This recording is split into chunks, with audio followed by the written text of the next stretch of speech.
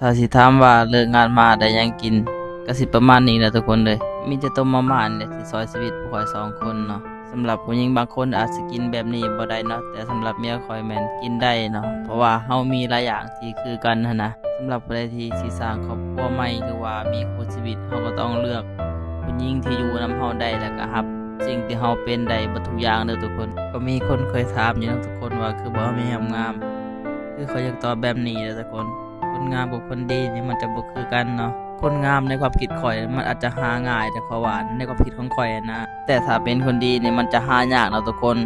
ผู้หญิงที่พร้อมที่สิสู้ไปนำเจ้าแล้วก็สร้างนำเจ้านี่แบบนี้มันจะหายากสุดเด้อทุกคนในความคิดข่อยนะคนงามก็ดีอยู่เนาะบ่แม่นว่าสิบ่ดีแต่ว่านี่มันเป็นข้อเปรียบเทียบซื่อๆเนาะเพราะว่ามีคนถามมาหั่นนะแต่ถ้าเป็นข่อยเนาะไผสิว่าเมียข่อยบ่งามหรือว่าขี้ร้ายจะได้ก็อย่านะมันขึ้นกับเฮาเองเนาะทุกคนมันอยู่ที่ว่าเฮาอยู่นำกันแล้วมีความสุขบ่แค่นั้นเนาะไผสิว่าเมียเฮาขี้ร้ายหรือว่าจังได๋ก็อย่าเนาะแต่สำหรับเฮาก็คืองามถ้าบ่งามเฮาก็บ่เอาดอกทุกคนแม่นบ่ล่ะ